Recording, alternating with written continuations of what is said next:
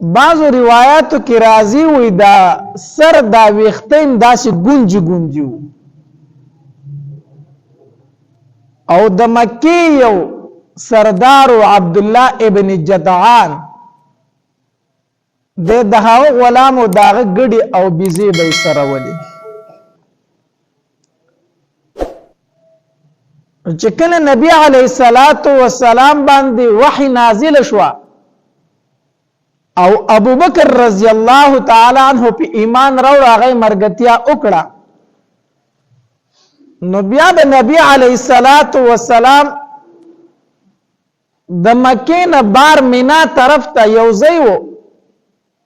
الته یو غار او پای کې به نبی علیه السلام او بکر رضی الله تعالی عنہ دواړه ناستو او نبی علیه الصلاۃ والسلام با ابو بکر رضی الله تعالی عنہ ته دین اسلام هم خودو او دغه رنګ د شریعت موافق د اسلام موافق چې کومي مشورې وي هغه به دواړو کولې الته بغار کې د خلکو نه پټ ناستو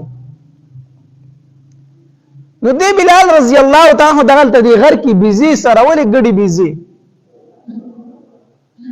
نو داسې د غرمې د روړې ټیم شو نبی عليه الصلاه والسلام د आवाज وکړو یا غلامو الکا هل فی شاتک لبن ستا په دې ګړو بيزو کې سپېښ ترې چې مونږ له دراکه مونږ تی وسکو نو بلال رضی الله تعالی عنہ ورته وویل وی زما ټولې بيزي هو وچی دي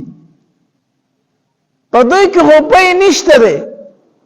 یو بيزه په کې دا غم معمولی غون ته پې کې خو هغه خو ځان لول وشما وېس کم پاغي زخبل گزاره کومه خو نبی علیہ الصلوۃ والسلام په جندو دا بلال رضی الله تعالی په مکه کې پیدا شوه دی نو نبی علیہ الصلوۃ والسلام خو په جندو چې دا د لوی خاندان سره دی ابو بکر رضی الله تعالی هم په جندو چې دا قریشی دی نو دې ګړي کې د بيزه کې هم معمولی غون ته کې پیدا هغه زما د پاره دي ځان لول شما اوس کما خو نن ز تاسو په خپل ځان باندې غوړه کومه نن خیر د تاسو اوس کې زدي وګه پاتې شم زب گزاره وکما نبی علیہ الصلوۃ والسلام ورته فرمایل ویاله هغه کومه بيزه ته دي خورا ولا نو بلال رضی الله تعالی عنہ دغه بيزه چې کملنګ بيزه واغې د سټونی و د نبی علیہ السلام خواله راوسته نو نبی علیہ الصلوۃ والسلام ابو بکر رضی الله تعالی عنہ ته ویل مرګری راځه بلال رضی الله عنه ویل وته چې په کملوخ کې دا بيزه لشغلوخه خوراکه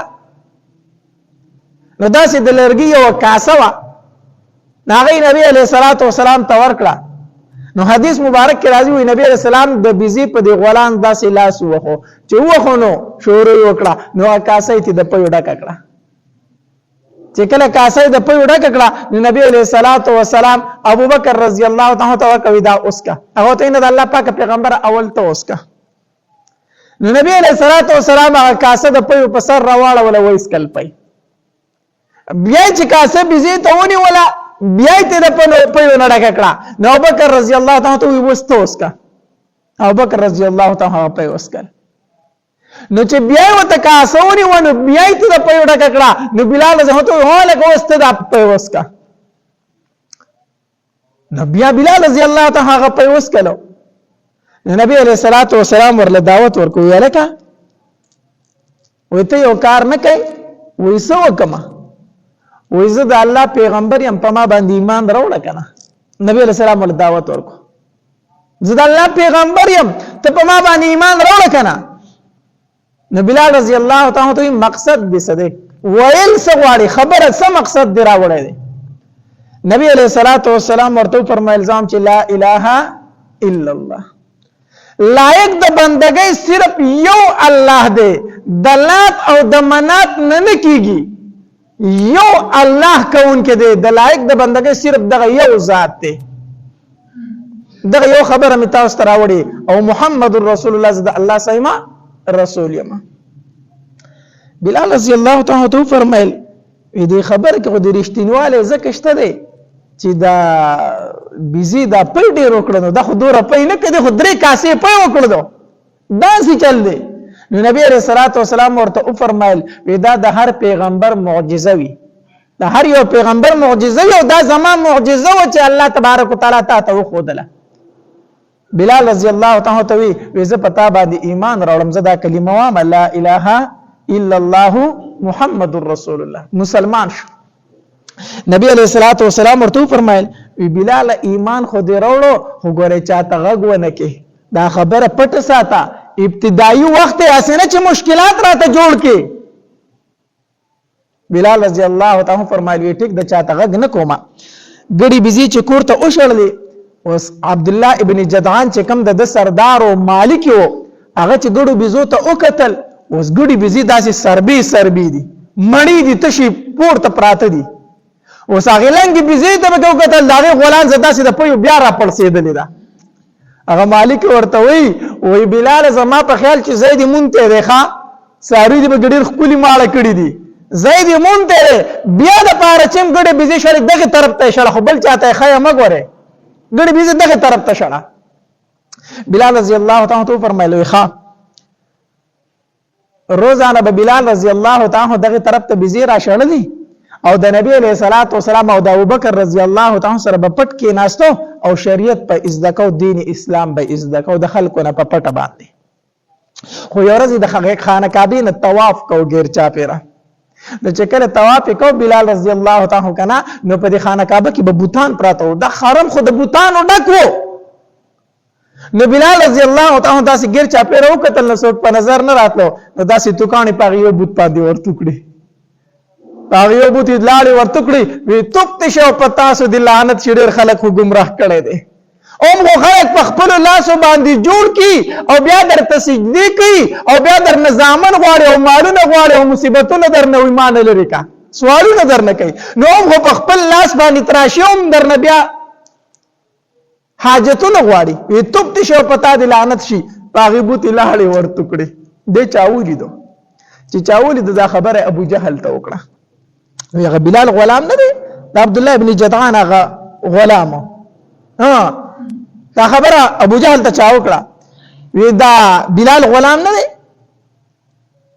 دا عبد الله ابن جدعان چې کوم غلام دی هغه نن دا چلو کو په حرم کې په بوت باندې لاړ ورټوکړي. ابو جهل وی ښا ابو جهل چې د خبرې نه خبر شو راغی په عبد الله ابن جدعان پسې رد چې کوم مالکو وی تم صاحب شوی نعوذ بالله دی نبی علیہ الصلوۃ والسلام ته بی دین وی، نو چې داغه په څوک ملګری نو دا بی دین شي وی دي. نو عبد الله ابن جدعان ته ابو جهل وی تم صاحب شوی او تام لا تو منات او غزاد پرې خودل او د محمد د رب بندګی دي شروع کړه. نو عبد الله ابن جدعان ورته وی دا څه خبرې کوي، دا ته چا ویل دي، په ما باندې دا شک مکوا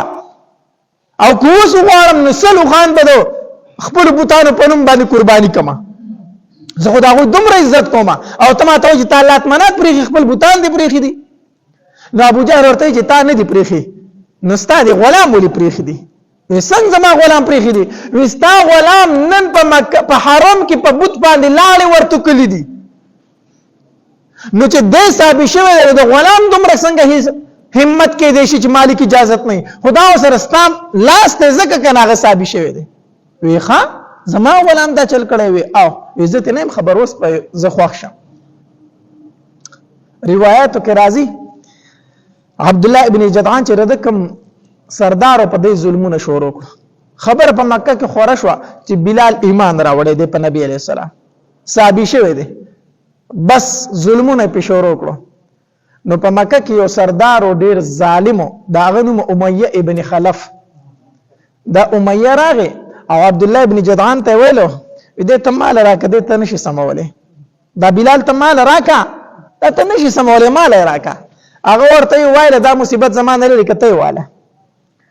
نو امیه ابن خلف دا بلال رضی الله تعالی عنہ واغس چې وای غستو هغه چې بیا کوم ظلمونه کړی دي تاریخ لیکي، تاریخ وی پشګو کې به سم لو، پشګو کې د مکه پشګو کې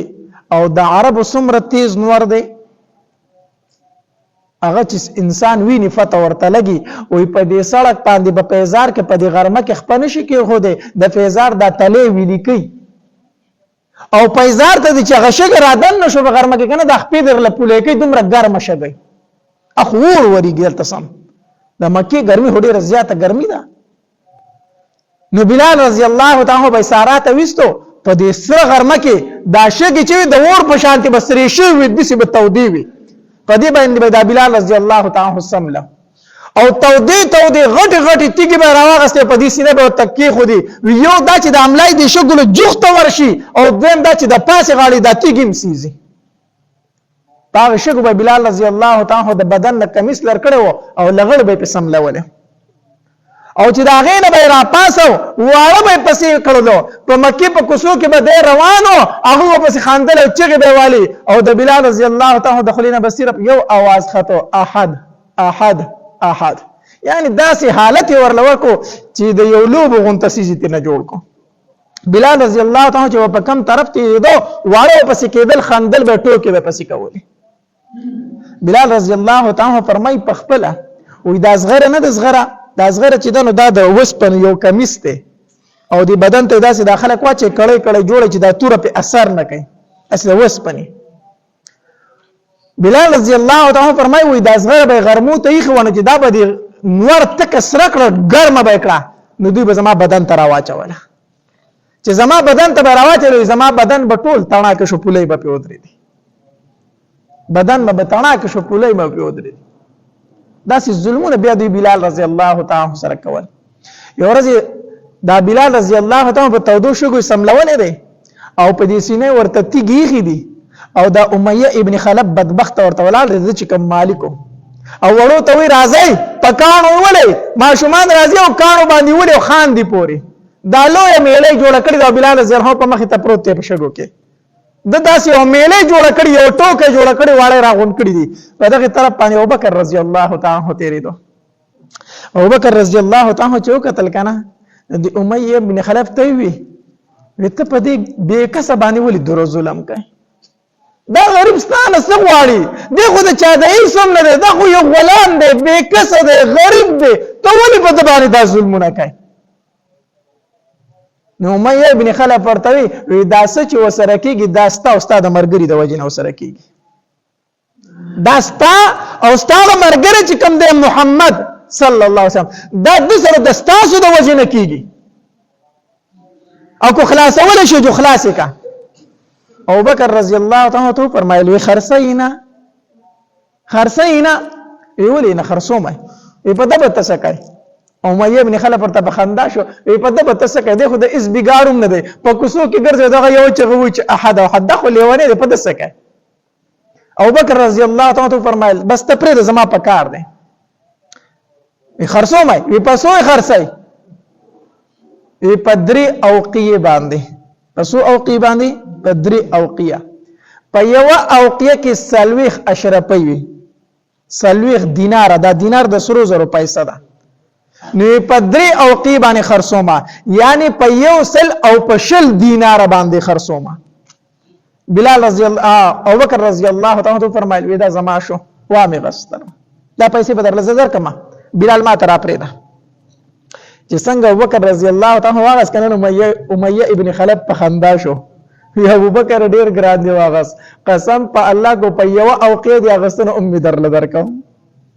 کو دا تا په یو اوقیه غس دا دومره بیکار سره چې په یو اوقیه ملم درکاو تا په درې اوقیه واغستو ابوبکر رضی الله تعالی تو فرمایل اے امیه قسم په الله کو په سل اوقیه دی راکاو نو هم درنه اغستو ته درې اوقیه وای قسم په الله کو دا بلال دې ما ته پسل او قیرا کو هم درنه اغستو او دا خیر دې کو دا بدني تور دی خیر دې کو دا بدني تور دی هو قلبه قلب ذهب ته د زړه خو د سرو زرو جوړ دی د زړه د سرو زرو دی دې زپې جنم چې دا د کم مقام انسان دی تاسو نه پیژنئ چې څنګه واغستو نو بلال رضی الله تعالی او بکر رضی الله تعالی تو ابو بکر وې ځان لدی واغستم او کو الله لدی واغستم کو ځان لدی واغستم ابو بکر کار را تخې چکومې درله زمیدار ورلکم ګډي بيزي درلسروم او کوستا نور څه خدمت دیالي مزدوري چې هغه درلکم خیراته کار دراته خیا کو ځان له دې اغستې او کو الله له دې اغستې نو ما زما رب پرېږده بیا ما زما رب پرېږده ابو بکر رضی الله عنه فرمایل بلال ما ځان له نه اغستې ما الله له اغستې او د دغه الله په نوم باندې آزاد ته آزادي الله ابو بکر رضی الله بلال رضی الله عنه راغی ابو بکر رضی الله عنه نبی علیہ الصلوۃ والسلام لره اذا الله پاک پیغمبره بلال می واغستو د امیہ ابن خلف نه می بلال واغستو نبی علیہ الصلوۃ والسلام ورته ابو بکر یوازې بین اخلی ما به پکې د ځان سره شریکای ابو بکر دا سعادت یوازې به ته ناخلی ما پکې د ځان سره شریک کا چې د بلال یو مخسته او یو زمای د بلال یو لاستا یو لاس زمای ابو بکر رضی الله عنه ته په خندا شو دا الله پاک پیغمبر خو ما آزاد کړی دی اخو ما آزاد کړی دی نبی علیہ الصلوۃ والسلام فرمایل وی ابو بکر سیدنا واعتق سیدنا ابو بکر خو زمون سردار دی او زمون سردار بلال آزاد کو زمون سردار بلال آزاد کو بلال خو زمون سردار دی نبی علیہ السلام دومره خوشاله شو داسې بیانات او واقعات اوریدلو لپاره ماجد اسلامک سټوډیو چینل سبسکرایب کړئ घंटे वाला निशान क्लिक के چې हमेशा د مولانا هاشمی سے په आवाज باندې داسې ویډیوګانې تاسو مهلا راځي او خپل ملګرو سره یې د ثواب په نیت باندې شیر هم کې په کمنټس کې سبحان الله ماشاءالله الحمدلله هم ولیکئ والسلام